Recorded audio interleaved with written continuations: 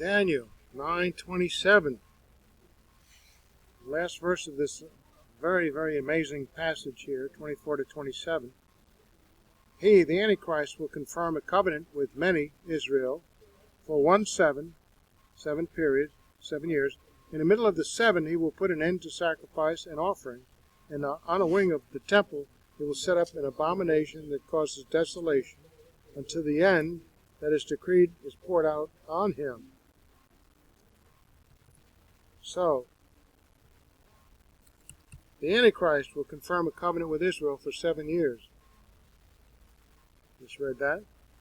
In the middle of the 7-year tribulation, Daniel's 70th week, the Antichrist will break his covenant with Israel, desecrate the temple with his image, declare himself world ruler, and persecute all who will not worship him. In the middle of the 7, he, the Antichrist, will put an end to sacrifice and offering, and on the wing of the temple he will set up an abomination that causes desolation. Take a look at 2 Thessalonians 2:3-4. I'm on that right now. Don't let anyone deceive you in any way, for that day will not come, the coming of Christ and our being gathered to him in the rapture, until the apostasia, the standing away, occurs, and the man of lawlessness is revealed, the man doomed to destruction. He will oppose and will exalt himself over everything that is called God or is worshipped, so that he sets himself up in God's temple, proclaiming himself to be God. Compare 13:1-8. Revelation. And the dragon stood on the shore of the sea, and I saw a beast coming out of the sea. He had 10 horns and 7 heads, with 10 crowns on his horns, and on each head a blasphemous name. And the beast I saw resembled a leopard, but had not feet like those of a bear and a mouth like that of a lion. The dragon gave the beast his power and his throne and great authority.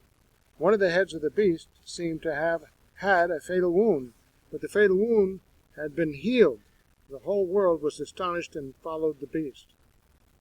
Men worshipped the dragon because he had given authority to the beast, and they also worshipped the beast and asked, "Who is like the beast? Who can make war against him?" And the beast was given a mouth to utter proud words and blasphemies, and to exercise his authority for 42 months. He opened his mouth to blaspheme God and to slander his name and his dwelling place and those who live in heaven.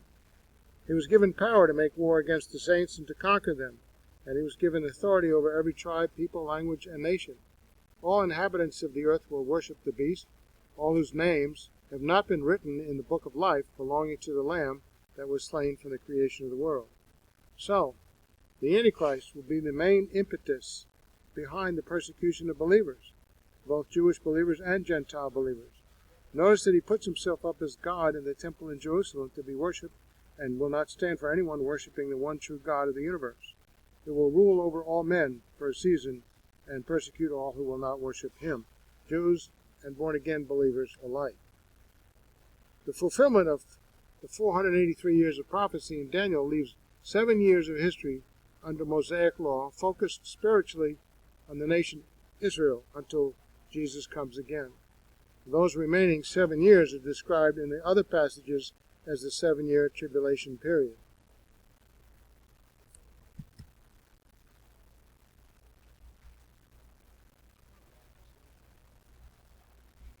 We have the final 7 years of the Mosaic law dispensation. The final 7 years of the Mosaic law dispensation, the 7-year tribulation period, is Daniel's 70th week of years. So Daniel's 70 weeks prophecy, Daniel 9:24-27, indicates God's 490-year plan exclusively for Israel and Jerusalem, within which the Messiah would present himself to Israel, be rejected, and then executed in the 483rd year, interrupting this period at that time, the church being in view at no time during this period, instead commencing shortly thereafter at Pentecost. So, Roald showers in his book, Maranatha, O our Lord, Come. Near the end of Israel's Babylonian captivity, in response to the prophet Daniel's concern about Israel's future, God sent a significant prophecy to him through the angel Gabriel.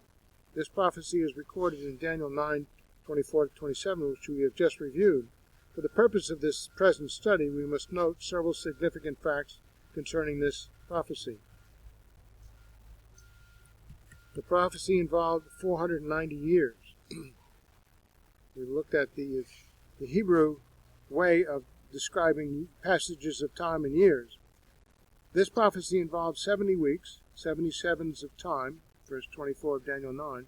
77s is the same as 70 times 7, or 490.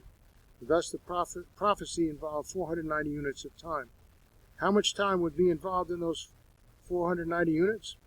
Would these limits consist of days, months, weeks, or years? We looked at this before, and the only thing that fits is years. We shall note later that these units of time were determined by God specifically for Israel. 77s of years would have been very meaningful to the people of Israel.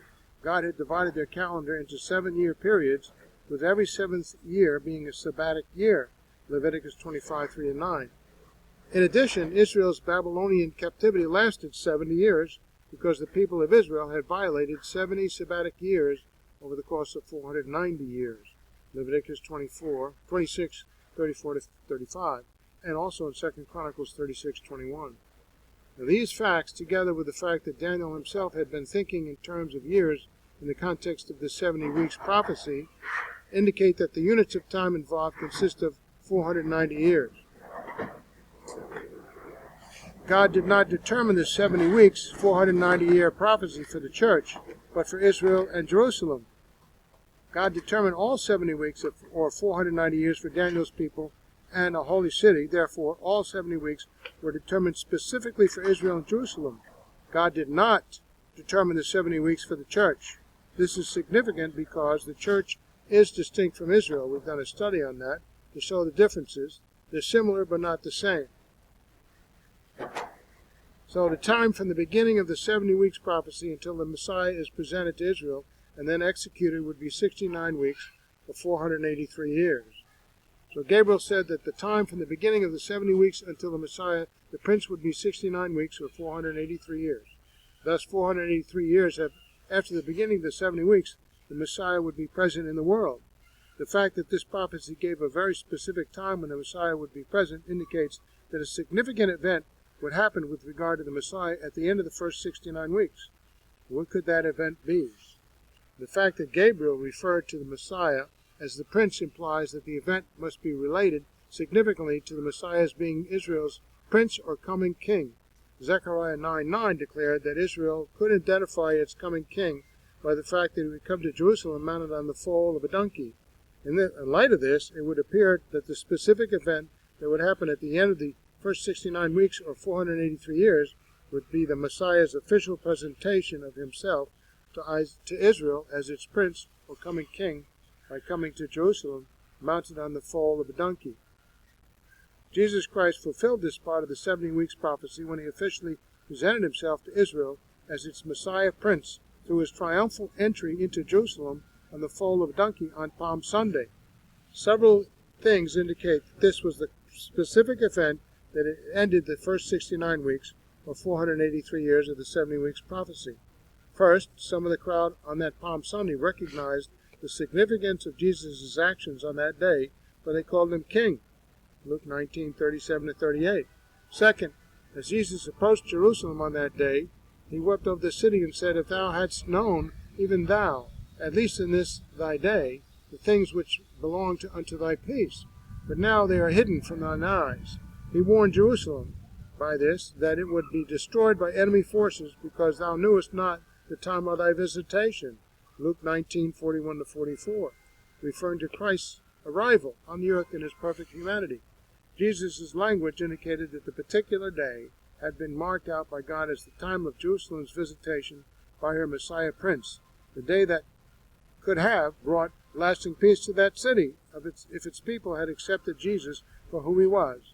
It also indicated that the people of Israel would have recognized that that particular day was the day when the Messiah would visit Jerusalem as prince, because several centuries earlier, in Daniel 9, God had revealed the exact time when the Messiah would present himself as the prince to Israel.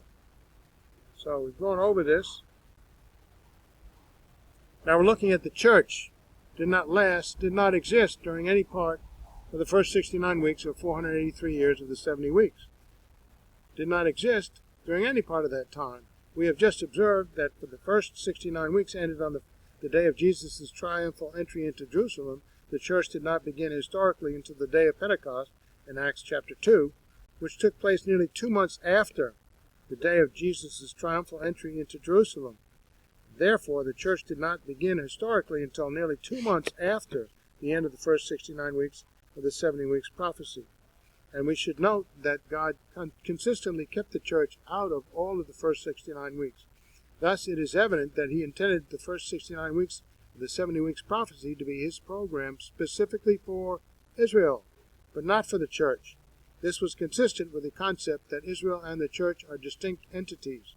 In addition, it was consistent with the second significant fact noted earlier concerning the 70 weeks prophecy, that God determined all 70 weeks specifically for Israel and Jerusalem, not for the church. So, then there's this intercalation, or temporary interruption, which doesn't affect the beginning and the end. God temporarily interrupted his 70 weeks program for Israel at the end of the first 69 weeks, or 483 years, with a gap of time that is now approaching 2,000 years in duration. We've lived through that. This is the church age. God temporarily interrupted his 70 weeks program for Israel at the end of the first 69 weeks of 483 years, the gap of time that is now approaching 2,000 years in duration. Thus, the 70th week, or last 7 years of the 490 years involved in the prophecy, did not follow immediately after the end of the first 69 weeks, or 483 years. This indicates that the 7-year tribulation period has not yet begun. There are several evidences for this gap of time between the end of the first 69 weeks and the beginning of the 70th week. First, Daniel 9:27 teaches that the abomination will come with desolation during the 70th week. But Jesus indicated that this abomination, desolation, spoken of by Daniel, will come shortly before his second coming, immediately after the Great Tribulation, meaning that the 70th week, or last 7 years of the prophecy, must also come shortly before Jesus' second coming. Now just think about your own perspective of history here. Has Christ come again yet? No. Okay, it's yet future. So there's quite a bit of time between the 69th and 70th year. Second, Daniel 9 indicates that the destruction of Jerusalem and the temple by the Romans fits within the scope of the 70 weeks, or 490 years of the prophecy. Thus, this destruction was to occur before the end of the 70th week, or last period of 7 years. In light of this, and the fact that the first 69 weeks ended with Jesus' triumphal entry, if the last 7 of the 490 years had followed immediately after the end of the first 69 weeks, Jerusalem and the temple would have been destroyed just 7 years after Jesus' triumphal entry into Jerusalem in the early 30s A.D. It is a fact of history, however, that Jerusalem and the temple were not destroyed until 70 A.D., several decades after Jesus' triumphal entry, so it doesn't fit the time frame. Only if there were a gap of time between the end of the first 69 weeks and the beginning of the 70th week could this destruction have taken place so late and still be within the scope of the 70 weeks or 490 years prophecies. So that's going to be another destruction of the temple. Third, it is not unusual for biblical prophecies to contain gaps of time. For example, Isaiah 9:6 says, "For unto us a child is born," referring to the Messiah's first coming and into his humanity, "and the government shall be upon his shoulder," related to the Messiah's second coming. So there's a big bit of time between the two. Zechariah 9:9-10 states, "Behold, thy king cometh unto thee, lowly and riding upon an ass, and upon a colt, the foal of an ass," referring to the Messiah's triumphal entry during his first coming.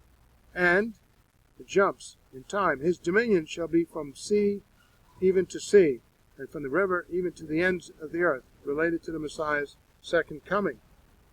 So, concluding, God started the church very shortly after he interrupted his 70 weeks program for Israel and Jerusalem with a gap of time at the end of the first 69 weeks. God started the church very shortly after he interrupted his 70 weeks program for Israel and Jerusalem with a gap of time at the end of the 69 weeks. God brought the church into existence just 57 days after the first 69 weeks ended with Jesus' triumphal entry into Jerusalem. Not part of that prophecy, an intercalation. So a summary of the facts, the 70 weeks prophecy of Daniel 9. So the summary on this is the examination of the 70 weeks prophecy of Daniel 9 has produced several significant facts. First, the Daniel 9:24-27 prophecy involves 70 weeks or 490 years of time. Second, God determined all 70 weeks or 490 years specifically